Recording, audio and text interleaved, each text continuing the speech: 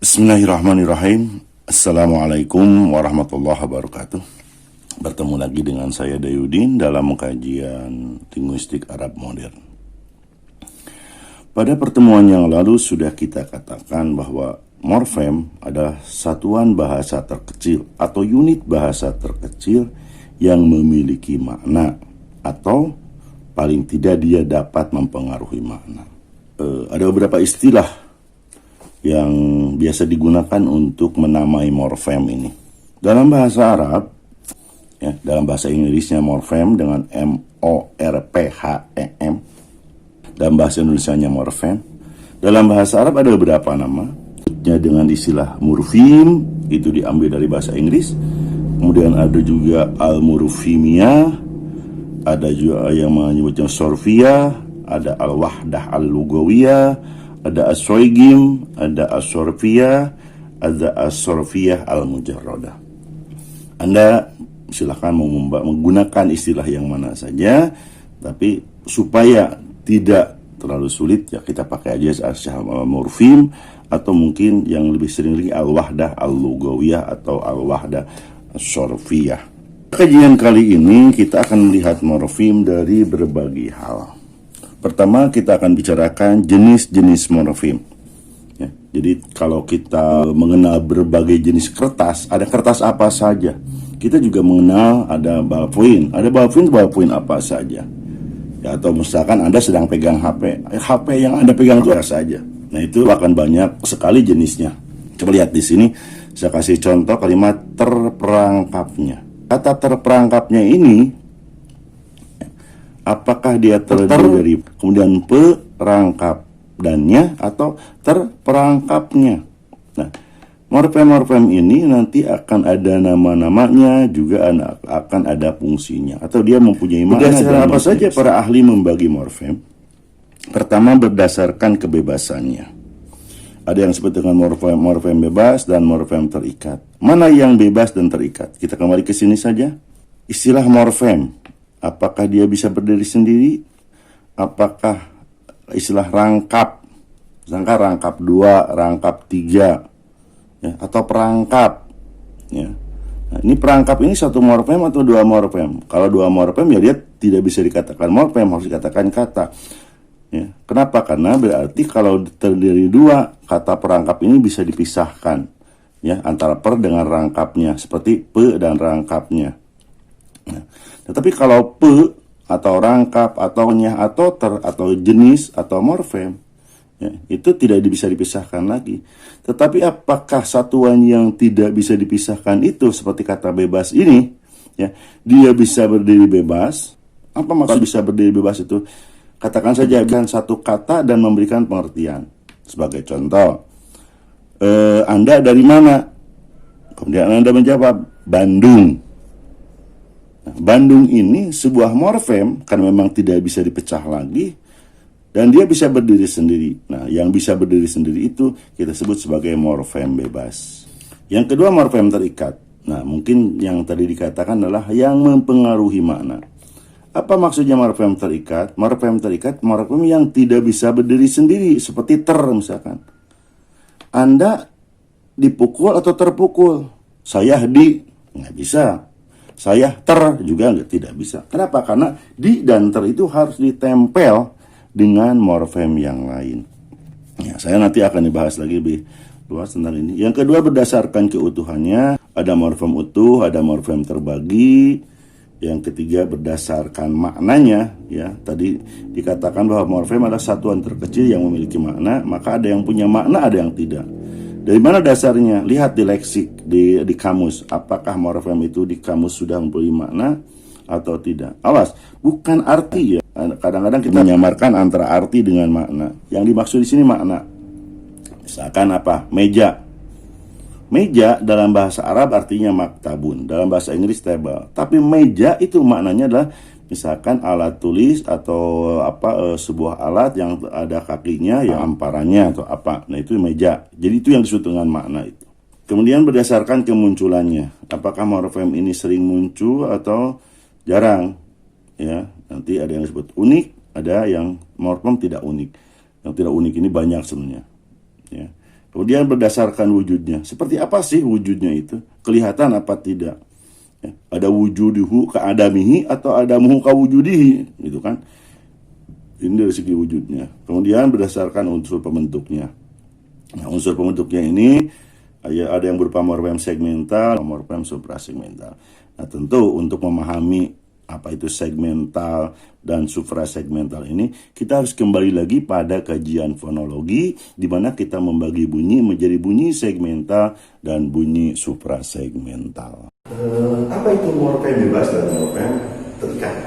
Ya, morfem bebas adalah morfem yang bisa berdiri sendiri, yang bisa langsung menjadi kata, sehingga bisa dikatakan bahwa morfem bebas adalah kata. Ini, ya, dia morfem dan dia juga kata. Kenapa disebut morfem? Karena memang satuan terkecil dan memiliki makna. Kenapa dia sebagai kata? Karena memang dia bisa berdiri sendiri dan memiliki makna. Ya, maka bisa dikatakan dia morfem atau juga dikatakan sebagai kata.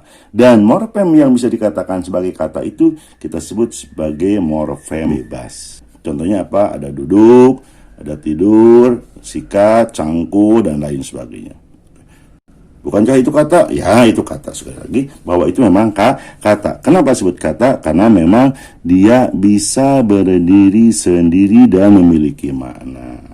Tapi juga dia morfem. Kenapa? Karena satuan terkecil. Jadi ditinjau dari satuannya, dia terkecil disebut morfem. Ditinjau dari kemungkinan berdiri sendiri, bebasnya dia adalah kata. Morfem terikat. Atau ada yang juga mengatakan afiks, ya, dalam bahasa Inggrisnya mungkin afiks. Apa itu morfem terikat?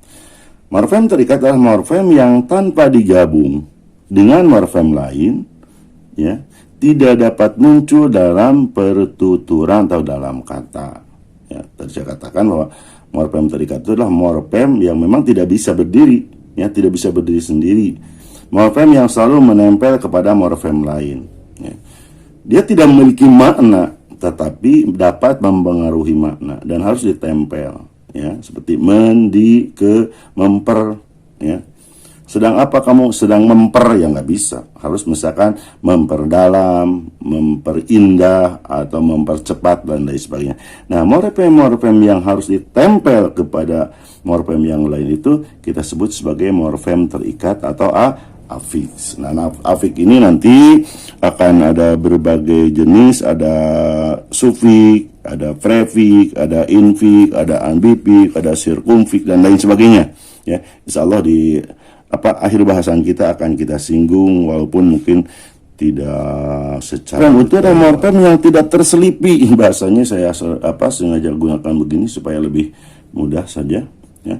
Tidak terselipi atau terhalangi oleh morfem lain. Contohnya apa? Kursi, pena, bumi, memper. Bapak kan ini tadi katanya ini morfem bebas. Iya, ditinjau dari segi kebebasannya dia morfem bebas. Tetapi ditinjau dari segi keutuhannya, ya, maka dia juga disebut sebagai morfem utuh. Memper kan tadi morfem terikat. Iya, ditinjau dari segi kebebasannya, dia tidak bisa berdiri sendiri. Tetapi ditinjau dari segi keutuhannya, dia morfem utuh. Kenapa? Karena ya utuh, tidak ada apa-apa di dalamnya. Oke, untuk memahami ini kita lihat yang terbaginya.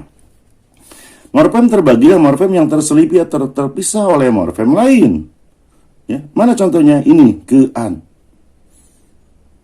Kean ini walaupun dia ada di dua bagian, di depan dan di belakang, ya, dalam kehujanan, ya, tapi ini dianggap satu morfem ini.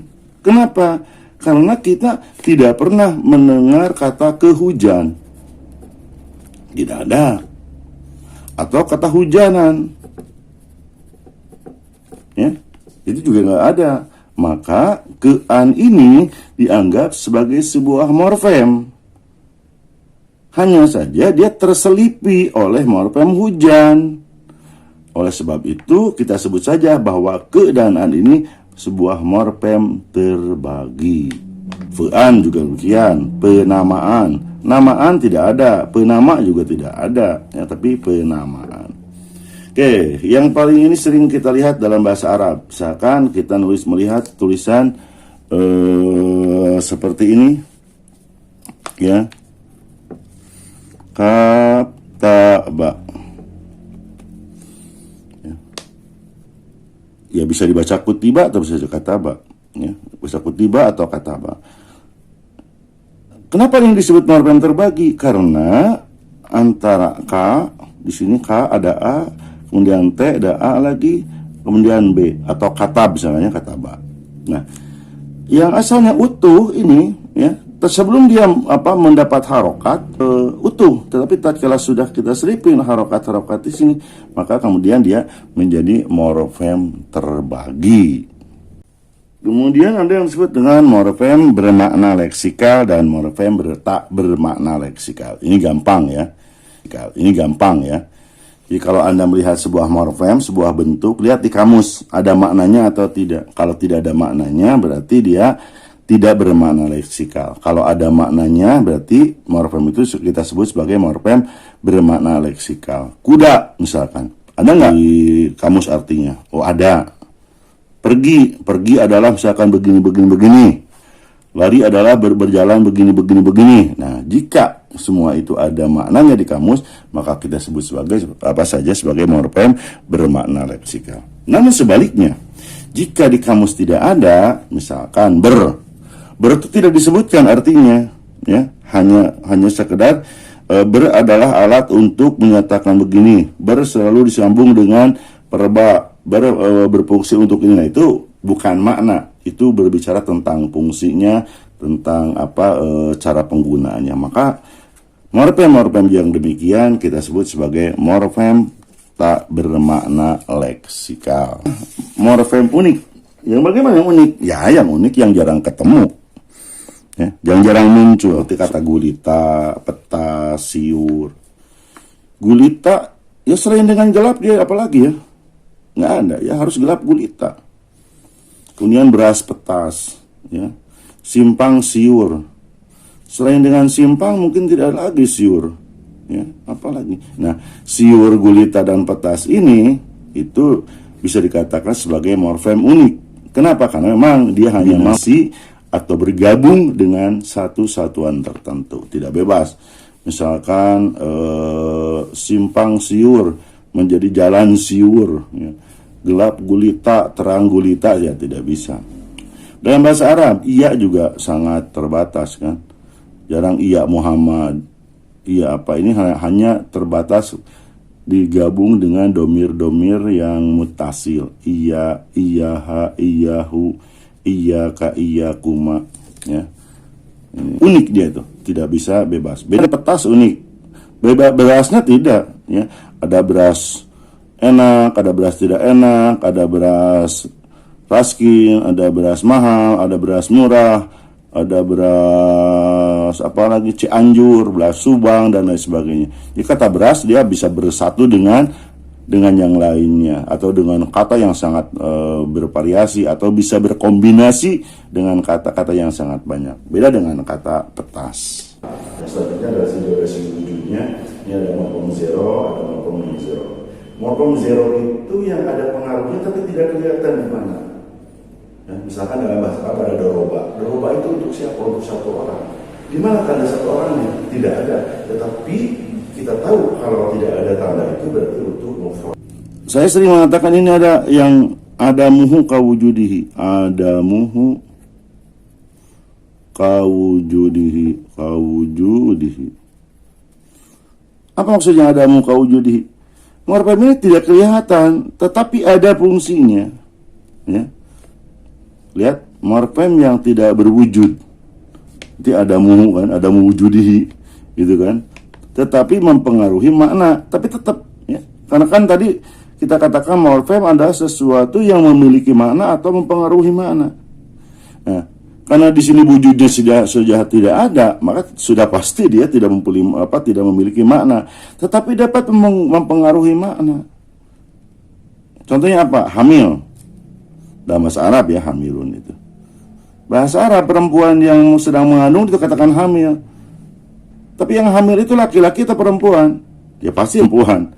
Mana tanda ininya, alamat perempuannya? Karena harusnya hamilah gitu kan. Mudarisun, mudarisah, ustadun, ustazah. Tetapi di sini hamilun tidak ada hamilah. Kenapa? Karena tidak ada laki-laki yang hamil. Nah, oleh sebab itu, ya, walaupun di sini tidak ada tanda anasnya atau tanda gendernya, tanda perempuannya di sini tetap aja anggap ada morfem yang disebut dengan morfem jero. Dalam bahasa Arab misalkan doroba. Doroba ini untuk siapa? Untuk satu orang. Ya, untuk laki-laki. Mana yang menunjukkan laki-lakinya? Ya, untuk satu orang. Mana yang menunjukkan satu orangnya? Oh, tidak ada. Kalau tidak ada, mananya begitu. Iya, mananya begitu. Ya, kalau doroba kan untuk laki-laki. Kalau dorobat untuk perempuan. Kalau doroba untuk tunggal. Kalau doroba untuk musana. Nah, maka morfem-morfem yang tidak kelihatan tetapi berpengaruh terhadap makna kita sebut sebagai morfem zero atau morfem nol. Ya, dalam bahasa Inggris kita beri contoh kata shift gitu kan. Nah, shift ini bisa mufrad, bisa jamak, bisa singular, bisa jamak, ya, bisa plural, bisa tunggal, bisa jamak. Dari segi unsur pembentuknya ada morfem segmental dan morfem suprasegmental. Untuk paham ini kita kembali lagi kepada kajian kita tentang fonologi, tentang bunyi segmental dan bunyi suprasegmental. Bunyi segmental adalah bunyi yang bisa dipisah-pisah. L bisa dipisah dari I bisa dipisah dari H bisa dipisah dari T, dan dari A, dan A bisa dipisah dari T. Sehingga kita bisa mengatakan bahwa di sini ada 5 bunyi L, I, H, A, T. Di sini ada 3 bunyi L, A, H. Di sini ada 5 lagi, di sini ada 3. Nah, jika bunyi-bunyi mudah kita pisahkan sehingga jelas bunyi apa saja, maka itu kita sebut sebagai bunyi segmental. Sebaliknya, bunyi suprasegmental yaitu yang tidak bisa dipisahkan. Di mana letak bunyi ini? Tapi kedengaran. Ya. Tidak tahu letaknya, tidak tahu posisinya, tapi kedengaran. Nah, berdasarkan kemudahan untuk memilah bunyi-bunyi ini, maka morfem juga dibagi dua menjadi morfem segmental dan morfem prasegmental. Ini berdasarkan bunyi yang membentuknya. Morfem segmental adalah morfem yang dibentuk oleh fonem-fonem segmental seperti ini. Pak, itu kan tadi morfem utuh. Ya, ini morfem utuh. Ya. Dan ini juga morfem bebas. Nah, jadi ditinjau dari segi kebebasannya dia morfem bebas, ditinjau dari segi keutuhannya dia morfem utuh. Tetapi ditinjau dari segi bahannya dia disebut sebagai morfem segmental karena dibentuk dari bunyi-bunyi yang segmental. Kemudian morfem suprasegmental, ya kebalikan dari segmental tentunya. Ya, jadi morfem yang dibentuk oleh unsur-unsur suprasegmental seperti tekanan, nada. Contohnya pukul. Nah, pukul. Di mana tekanan itu adanya? Apakah di P, di U, di K, di L? Bingung kita. Tetapi kalau pukul ada berapa bunyi? Ada 1, 2, 3, 4, 5. Ada 5 bunyi. Pukul. Ada berapa bunyi? Ada 5. Tetapi kan beda maknanya. Ya, beda. Apa yang membedakannya? Tekanan. Di mana adanya tekanan? Di P, di U. Susah menyebutkannya, menunjukkannya. Nah, kalau bunyi-bunyi yang ada tetapi susah menunjukkannya di mana, itu sebut saja bunyi suprasegmental. Jadi morfem suprasegmentalnya yang mana? Pukul. Nah, morfem suprasegmentalnya di sini adalah tekanan, ya, yang menyebabkan terjadi perubahan dari bunyi pukul menjadi ke bunyi pukul. Pukul lagi, ya. Anda mengatakannya sambil suara yang udah serak-serak, itu sudah beda lagi, ya artinya. Antara makna pukul di sini dengan pukul di sini, itu maknanya beda. Ya, dalam bahasa Arab mungkin Anda pernah dengar kiaman. Ya, kiaman ini apa sih? Ya, qoma yaqumu kiaman. Misalkan, jala saja julusan. Itu akan beda artinya tak kala kita mendengar kelas kiaman, julusan. Ya. Dari mana kita tahu bahwa itu perintah? Ya dari bunyi yang dikeluarkan oleh si pengucap kata ini. Kita coba sedikit untuk menganalisa kata yadribuna setelah kita mempelajari berbagai jenis morfem ini. Ada morfem apa saja? Oke. Pertama, dari segi kebebasannya. Mana saja yang morfem bebas di sini? Ya, yadribuna. Ada yang bebas tidak? Ya-nya bisa berdiri sendiri? Oh tidak. Wau-nya tidak. Nun-nya juga tidak bisa. Kemudian segi yang utuhnya. Mana yang utuh? Tadi kan di bahasa Arab katanya tidak ada yang morfem kalau sudah doroba menjadi morfem bukan utuh lagi tapi morfem terbagi. Kemudian maknanya, mana yang punya makna? Ya punya makna. Bahwa nun punya makna atau tidak? Atau dorobanya yang punya makna? Nah, kemudian dari segi kemunculannya, ini kira-kira sering muncul atau jarang muncul? Dari segi wujudnya, apakah ini terbuat dari bunyi-bunyi segmental semuanya atau ada bunyi-bunyi yang suprasegmental? Wujudnya seperti apa gitu kan? Apakah zero atau apakah termasuk unik atau tidak? Kemudian dari unsur pembentuknya apakah segmental atau suprasegmental? Silahkan Anda coba ya analisis kata yadribu. Boleh mau dibaca yadribuna, boleh mau yodrobuna juga boleh. Anda silakan analisis berdasarkan kebebasannya, mana saja morfem yang bebas, mana saja yang terikat, dari segi keutuhannya, mana saja yang morfem utuh, dan mana saja yang morfem yang terbagi. Kemudian dari segi maknanya, mana morfem yang bermakna leksikal dan morfem yang tidak bermakna leksikal, dan seterusnya. Yang selanjutnya adalah masalah afiks.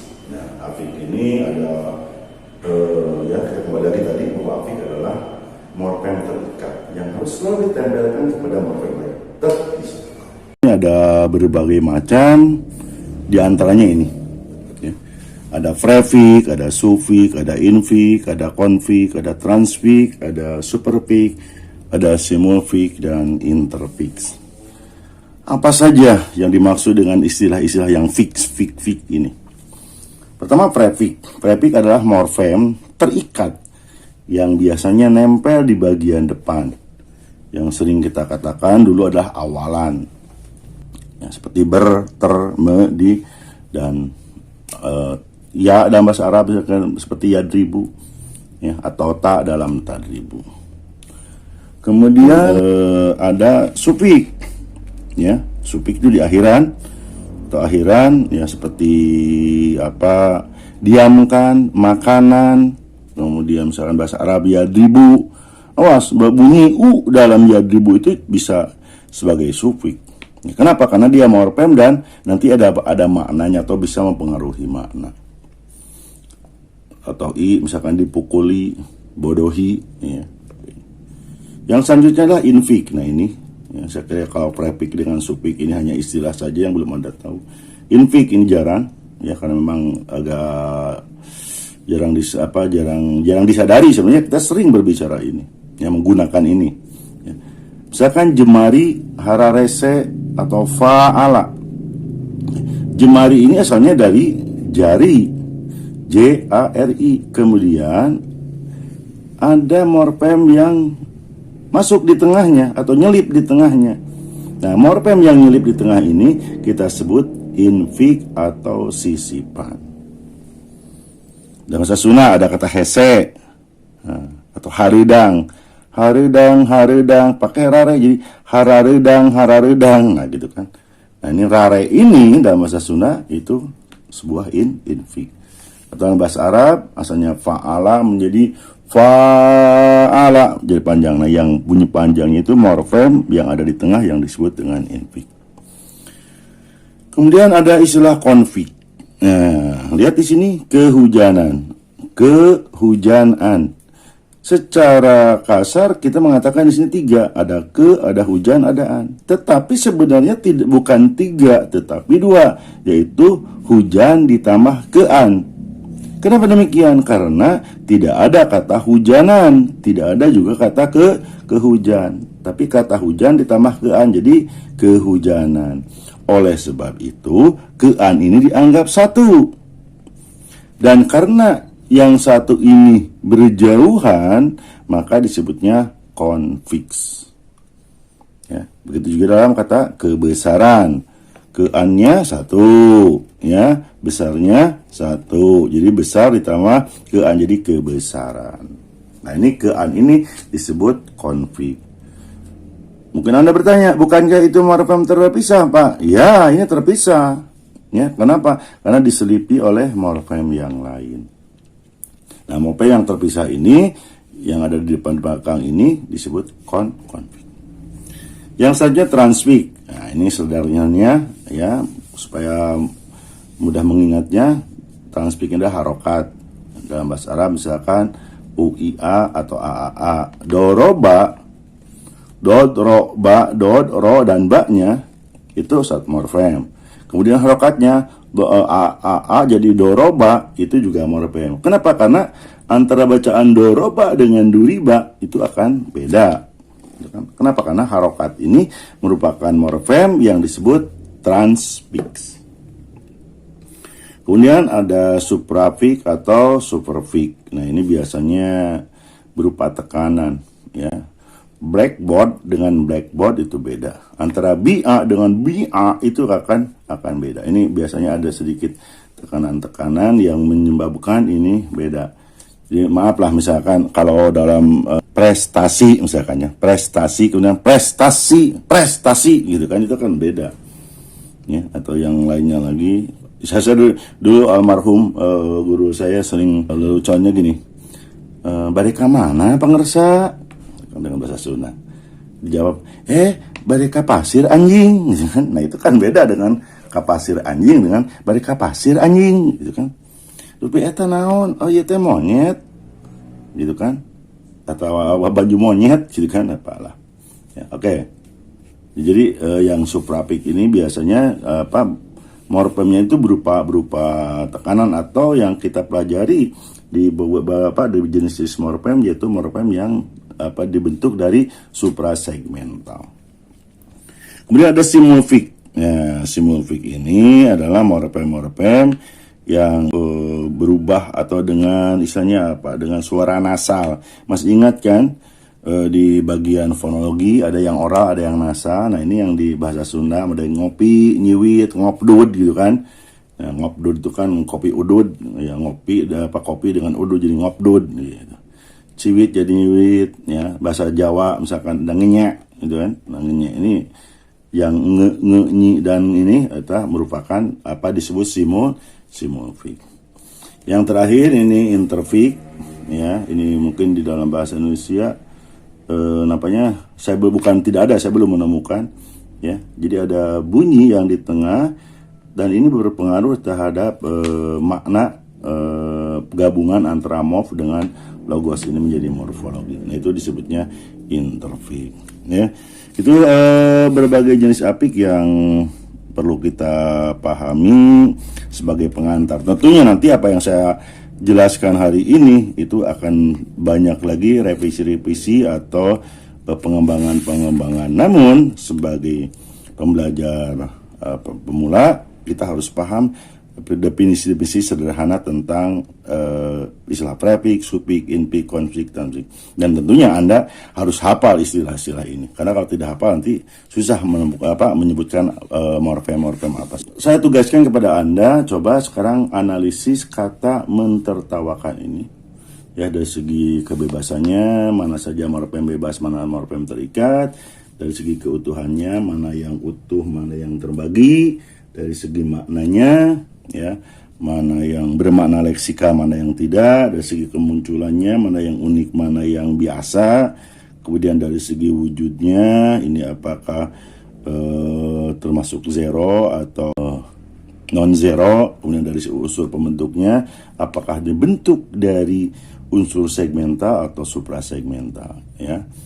Sebutkan satu persatu, dianalisa sehingga nanti Anda paham benar-benar paham apa yang sudah kita pelajari tadi. Oke, sedikit saya berbicara tentang ini, contoh saja, ya. Misalkan yadribuna.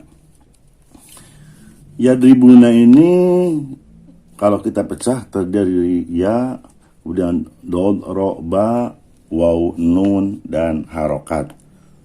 Harokatnya dua ya. Oh iya, betul. Bisa dibaca yadribuna atau bisa dibaca yudrobuna. Pertanyaan, ada morfem apa saja? Ada berapa morfem di dalam kalimat atau dalam kata yadribuna ini? Ya kalau kita pecahkan begini. Yang 1, 2, 3, 4, berarti ada 5. Ya, ada 5 morfem. Apa saja fungsi dari kelima morfem ini? Pertama, kalau kita terjemahkan, ya. Kenapa harus kita terjemahkan? Ya karena kita harus tahu maknanya.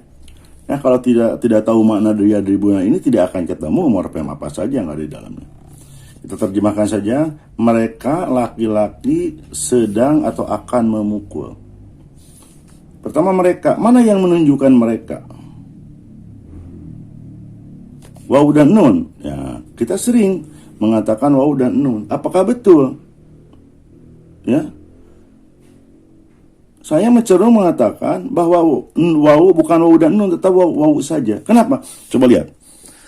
Kalau kita menggunakan menambahkan kata an di sini, ayat ribu misalkan, ya ayat ribu, maka nunnya hilang. Kenapa nunnya hilang? Karena ada an di sini, ya sebagai harap nasab. Ya, wawnya nunnya hilang. Jadi kalau begitu apa ini nun ini?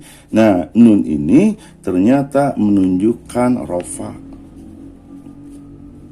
Ini satu, ini morfem rofa. Nah, sekarang wawunya. Nah, wawunya mungkin kita katakan sebagai penunjuk jama, ya, wawunya sebagai penunjuk jama. Ya. Selanjutnya yang laki-lakinya mana? Ya. Untuk mengetahui apakah mana yang laki-laki, kita ubah ini menjadi perempuan. Ya, atau ya katakanlah dia gitu kan, dia laki-lakinya. Ya. Kita ubah sekarang menjadi tadribuna. Nah, tatkala tadribuna ternyata rubah, ya, ini berubah, ini maknanya. Nah, kalau ya ini untuk laki-laki atau untuk dia, sementara untuk kalau dengan tak menjadi untuk kamu. Nah, maka ini berpengaruh terhadap makna. Dua ini morfem juga. Kemudian sedang. Ya, mana yang menunjukkan sedangnya? Apakah ya ini? Kita sering mengatakan ada huruf mudharaah. Apakah benar ya ini sebagai huruf menyatakan sedang? Kita coba saja. Apakah kemudian kalimat doroba yang fi'il madi, kalau kita tambah ya di sini, ya doroba bisa menjadi fi'il mudhari? Tentu tidak.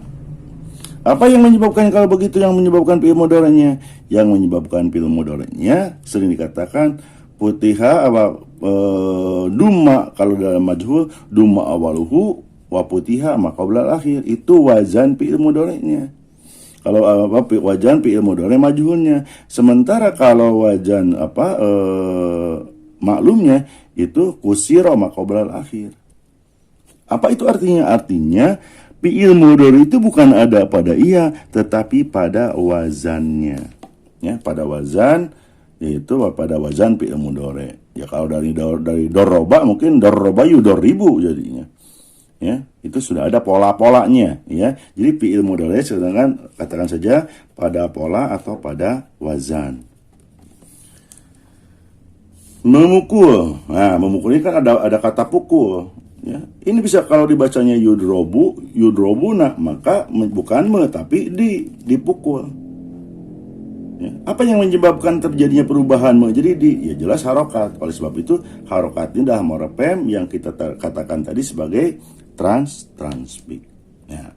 Yang terakhir yaitu nun, tadi sudah kita bahas bahwa nun ini sebagai tanda ropa dari fi'il mudhari. Nah, inilah contoh analisis morfem ya yang sudah kita pelajari tadi, aplikasikan di dalam analisa bahasa Arab, karena insya Allah kita akan membuat khusus bahasan tentang morfem bahasa Arab.